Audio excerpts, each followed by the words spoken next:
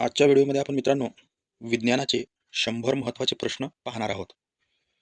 बरेच वेळ विज्ञानाचे प्रश्न परीक्षेत विचारले जातात, वारंवार त्याचे रिपिटेशन होते. तर चला व्हिडिओला सुरुवात करूया. खालीलपैकी मानवाचा समावेश कोणत्या गटात होतो?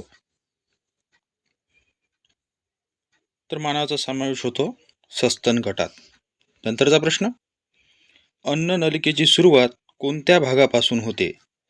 तर अन्ननलिकेची सुरुवात ही मुखगुहेपासून होते. नंतरचा प्रश्न, मानवाच्या जबड्यात किती दात असतात?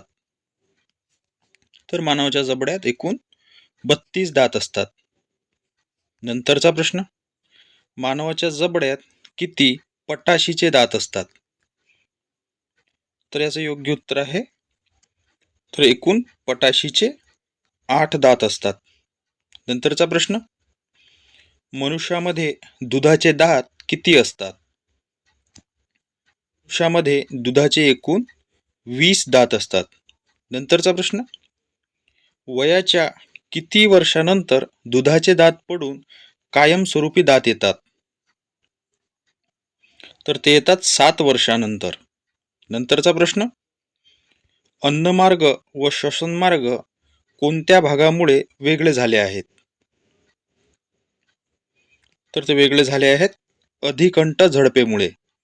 नंतरचा प्रश्न, वक्ष आणि उदरपोकळी विभागणारा स्नायुमय पडदा कोणता? तर तो पडदा आहे मध्यपटल. नंतरचा प्रश्न, खालीलपैकी जठराचा आकार कसा आहे? तर त्याचा आकार इंग्रजीमधल्या जे आकाराचा आहे.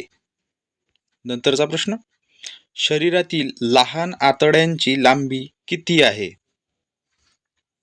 तर ती लांबी आहे 6 ते 6.50 मीटर. नंतरचा प्रश्न, कोणत्या रसामुळे पिष्टमय पदार्थांचे पचन होते?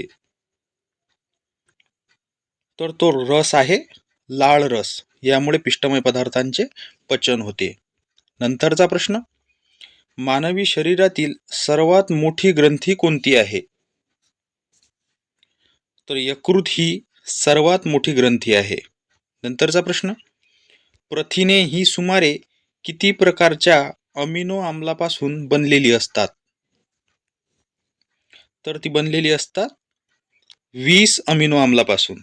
नंतरचा प्रश्न, आहारामधून मिळणाऱ्या एकूण ऊर्जेपैकी किती टक्के ऊर्जा प्रथिनांद्वारे मिळते?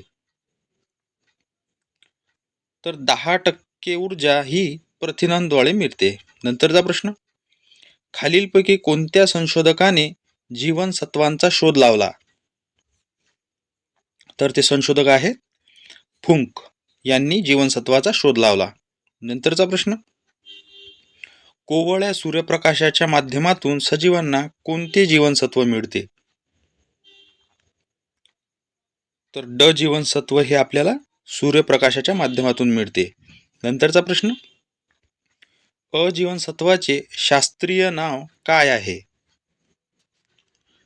तर त्याचे शास्त्रीय नाव आहे रेटिनॉल. नंतरचा प्रश्न, कोणत्या जीवनसत्वाच्या अभावी रातांधळेपणा आजार होतो? तर तो होतो जीवनसत्व अ मुळे. नंतरचा प्रश्न, मानवी शरीरातील एकूण कॅल्शियम पैकी किती टक्के कॅल्शियम हाडांमध्ये असते?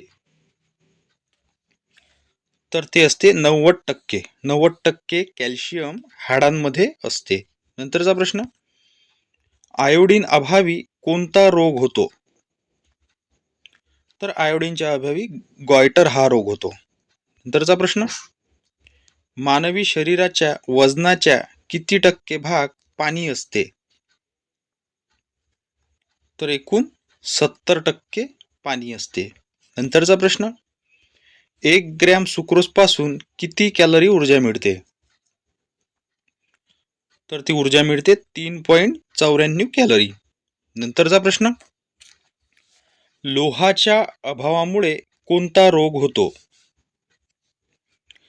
तर लोहाच्या अभावामुळे पंडू रोग होतो.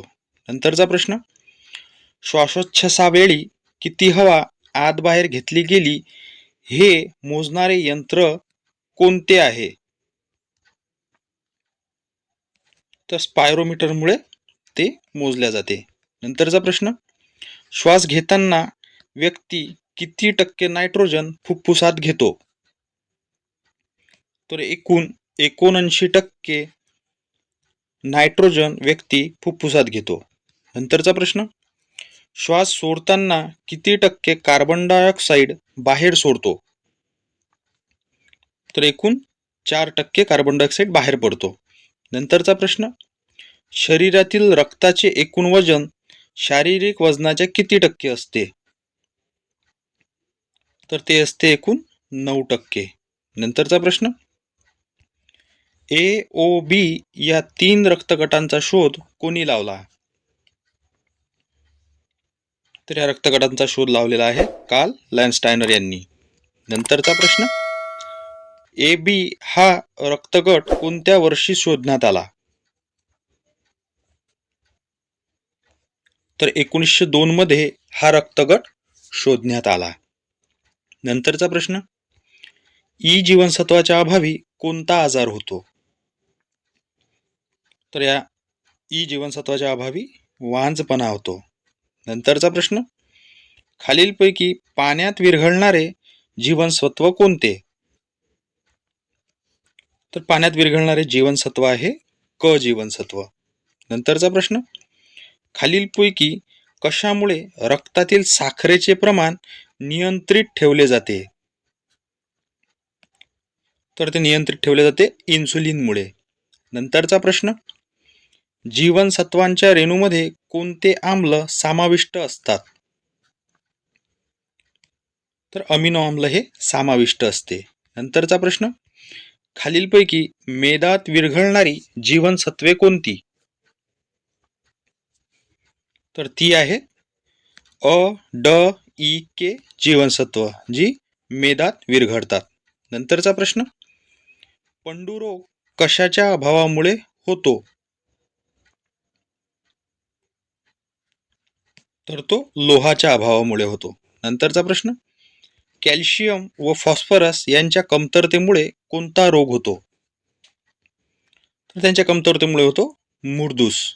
नंतरचा प्रश्न, शरीरातील रक्तकणिकांना तांबडा रंग कशामुळे येतो? तर तो तांबडा रंग येतो हिमोग्लोबिनमुळे. नंतरचा प्रश्न, शरीरातील तांबड्या रक्तकणिका किती दिवस कार्यरत असतात? तर त्या एकूण 120 दिवस कार्यरत असतात. नंतरचा प्रश्न, खालीलपैकी कोणत्या पेशींना सैनिक पेशी म्हणतात? तर पांढऱ्या पेशींना सैनिकी पेशी म्हटल्या जाते. नंतरचा प्रश्न, पांढऱ्या रक्तकणिका किती दिवस कार्यरत असतात? तर त्या 1 वर्षापर्यंत कार्यरत असतात. नंतरचा प्रश्न, भारतात कोणताही दाता एका वेळी किती मिलीलिटर रक्तदान करू शकतो? तर तो एकूण 350 मिलीलिटर रक्तदान करू शकतो. नंतरचा प्रश्न, जागतिक रक्तदान दिन म्हणून कोणता दिवस साजरा करतात? तर तो दिवस आहे 14 जून. या दिवशी रक्तदान दिन म्हणून साजरा केला जातो. नंतरचा प्रश्न, सामान्य व्यक्तीचा रक्तदाब किती असतो? तर तो आहे 120/80. नंतरचा प्रश्न, मानवी शरीरातील सर्व रक्तवाहिन्यांची लांबी किती असते? तर ती एकूण आहे 97,000 किलोमीटर.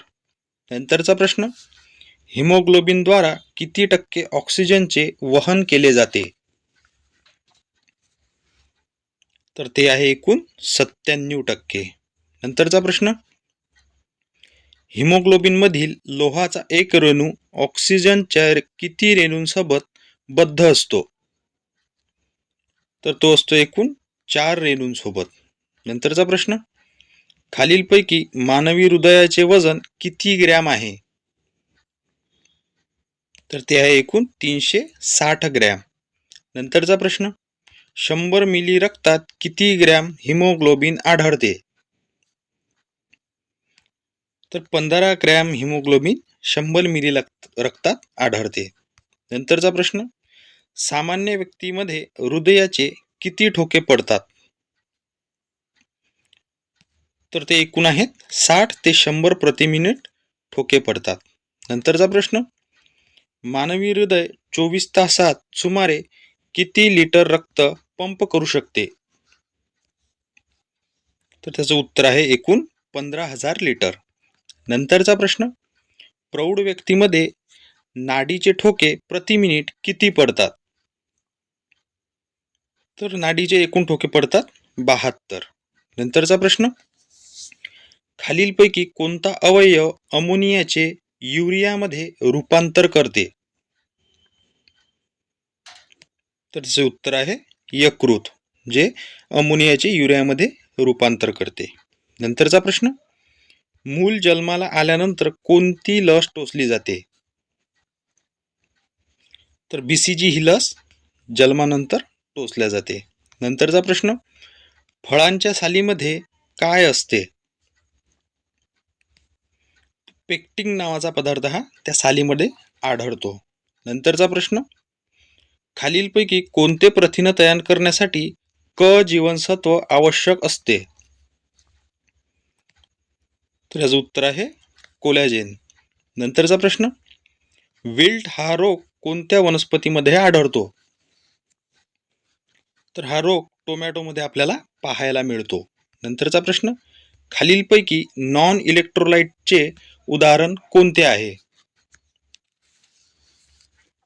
तर त्याचे उदाहरण आहे इथर. नंतरचा प्रश्न, द्राक्षामध्ये कोणते ऍसिड आढळते? तर द्राक्षामध्ये टार्टारिक ऍसिड आढळते. नंतरचा प्रश्न, एखाद्या व्यक्तीला जखम लागली असता त्यावर कोणते ऍसिड वापरतात? तर त्यावर बोरिक ऍसिड वापरले जाते. नंतरचा प्रश्न, व्हेजिटेबल ऑइलच्या हायड्रोजनेशनमध्ये कोणता कॅटॅलिस्ट वापरतात? तर तो निकेल कॅटॅलिस्ट वापरला जातो. नंतरचा प्रश्न, लोखंडाच्या गॅल्बनायझेशनसाठी कोणता पदार्थ वापरला जातो? तर त्यासाठी मॅग्नेशियम हा वापरला जातो. नंतरचा प्रश्न, कोणते ऍसिड अन्नामध्ये प्रिझर्वेटिव्ह म्हणून वापरतात? तर त्याचं उत्तर आहे सॅलिसिलिक ऍसिड. नंतरचा प्रश्न, खालीलपैकी नोबल धातू कोणता आहे? नोबल म्हणजे राजधातू. तर तो आहे प्लॅटिनम. नंतरचा प्रश्न, कोणता निष्क्रिय वायू वातावरणात नसतो? तर त्याचं उत्तर आहे रेडॉन हा वायू वातावरणात नसतो. नंतरचा प्रश्न, हायड्रोजन पेरॉक्साईड कशामध्ये वापरतात? तर त्याचं उत्तर आहे वरील सर्व.